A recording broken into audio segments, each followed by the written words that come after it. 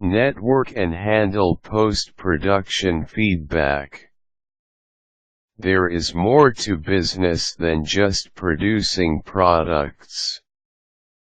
Businesses' owners should always aim to achieve better results, and the best way to do this is to keep on evaluating and re-evaluating products and services that they offer.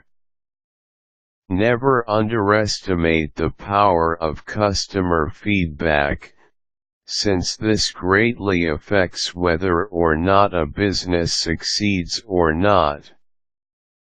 Here are things you need to do to maximize and handle post-production feedback through networking.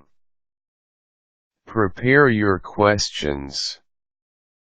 You need to prepare your questions when you will be calling your customers.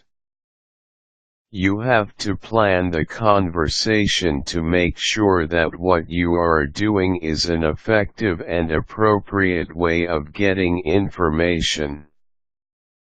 Design the questions so that your respondents will be able to answer you freely and openly without being manipulated. Choose your respondents. You just can't go around / call random people. You need to talk to people who can give you relevant information to what you want to know. Recon and damage control. Your job is to make sure that you properly get responses that you need. If there are negative comments, you need to do some damage control within your power so that you will not lose your customer. Ask for suggestions. You are not just there to know what your customer thinks about your products. You are also there to ask how you can make your products better. Be flexible. Do not base the entire interview on the questions you have prepared. In the course of the interview you might stumble upon an answer that needs to be followed up in order to be better understood. Allow flexibility to your conversation and make sure that you understand what they are trying to say. Also, try to keep the conversation unintimidating, since this can also greatly affect the results of your interview. Give confidence. Encourage your respondents to expound on their answers, but do not force them into it.